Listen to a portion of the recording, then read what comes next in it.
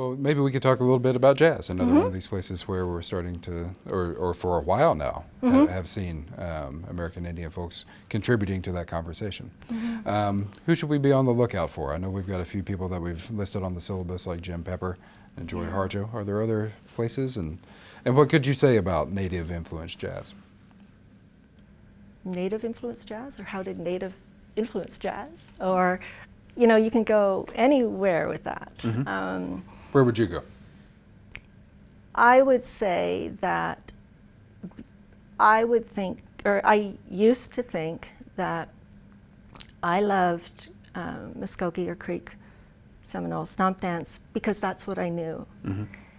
And then there's a whole lot of discussion on, goes back years and years and years. You have the Trail of Tears, you have this Native people, you know, slaves getting to native land and coming across, and the freedmen. You have a whole complicated history in Oklahoma. But you have 400 years of this, the racial, interracial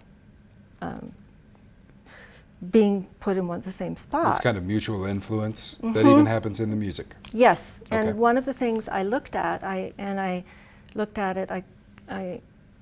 you know, one way when you're an academic to get things done is you make a proposal and then you have to do it, right? So, and I was saying African sensibility in Muskogee stomp dance. And someone, Chernoff, had written a book on sensibility as the sense of it. So when I go there, right on the cover of a book that I have had since I was little, so my mother got the book, there has African people with rattles on. The women have rattles on their lower leg. Yes, I thought, right. I just noticed that since I'm looking for that. I'm finding it, very much so. But they also will have the spiral and the dances and it's all there. So what I would say is that when something is familiar, so if you have African slaves being brought over, that's very familiar. And the idea, you know, and at night dances, so you have a set of commonalities between the two. So I'm not saying that one did or jazz or this, you know, there's all, and you know, you mentioned Joy Harjo, she has quite strong feelings about, you know, who led what. But that would be how I would assess it, that it was somewhere to belong as a sense of community. And so you have so it makes sense for Native people to use jazz to get as a message. Like it makes sense to go both ways, I guess, and to develop into something else. Okay. I don't know if that's very helpful. Yeah, okay. And it sounds like you're talking about a kind of cross-pollination in a sense. Yeah, and but it's not so much, cross-pollination,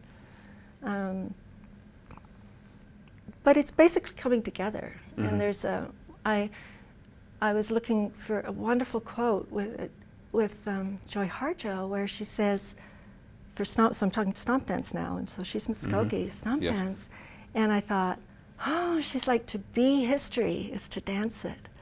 Now you are part of it, you know, like you know, when she's talking about coming back to Oklahoma, and she's now more based. I got to, but you know, well, there for an example, she's talking about traditional stomp dance, green corn, religion, everything, right?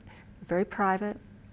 But when I see her at Jacobson House, the Native Arts Center, she's playing saxophone. You know, I mean, so who is Joy Harjo? You know, and if you look for Jim Pepper, you know, people will talk about Wichitaito and the Native American Church and Ka is Ka side. Yeah, let me ask you to clarify there. You're saying that Wichitaito is a song that drew on a peyote song. Yeah, sorry, I didn't mean to switch gears, but I'm trying to. But it is all a not really melting pot, but it's all. But where I went was Joy Harjo will attribute Jim Pepper as one of the people that she, you know, she sees as her mentor and interaction. You know, had interaction. Right. So people will fasten on that, which would get to me where, when you're trying to teach, it's like the more I know, the harder it is to teach, because I keep thinking of, but that's only one part of him. You know, you were mentioning, and you helped me with that. You were saying, oh, and he's Muskogee, and I thought, that's right. I was thinking, wherever they put him in the video is, you know, like they're not, just because that little clip isn't accentuating that, but I wonder if that's, because he's Muskogee, it meant that his stomp dances would have had that groove, because it has it. Yeah, yeah, it does quip along. Yeah, and the best way, if you can indulge me in a story, would be I was up at the Seneca Greencorn because Kara Stand was working at School of Music, and she invited me. It's her tribe. So I'm up there, and they're having, and she says, well, you know, Paula, they don't have, they don't wear turtles. You know, bring your cans. Like I'll always ask, turtles or cans. Cherokee, turtles, Seneca, cans. So I'm up there, and we're stump dancing, and I thought, why?